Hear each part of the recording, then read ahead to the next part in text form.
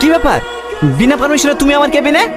Sir আপনার জন্য খাবার নিয়ে এসেছি, খেয়ে নিন। তুমি আমার জন্য খাবার নিয়ে এসো মানে? আমি জানি স্যার, কাল থেকে আপনি কিছু খাওয়া দাওয়া করেননি। আমি যে খাওয়া দাওয়া করিনি তুমি কি করে জানলে?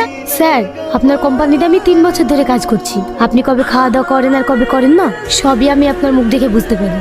জানো সালমা, আমি আমার স্ত্রীর সঙ্গে 10 বছর সংসার করছি, কিন্তু সে আমাকে চিনতে পারলো না। আর তুমি একটা কাজের মেয়ে হয়ে তুমি আমাকে কতটা চিনেছো। মন খারাপ করবেন না স্যার, যাকে যে যত বেশি সম্মান করে তার প্রতি তার খেয়াল থাকে। হয়তো আপনার স্ত্রী আপনাকে সম্মানই করে না। ওটাই হবে হয়তো। ওসব বাদ দেন স্যার, নিলেন খেলেন। হ্যাঁ স্যার রান্নাটা ভালো হয়েছে? হ্যাঁ, খুব সুন্দর হয়েছে। স্যার একটা কথা বলবো?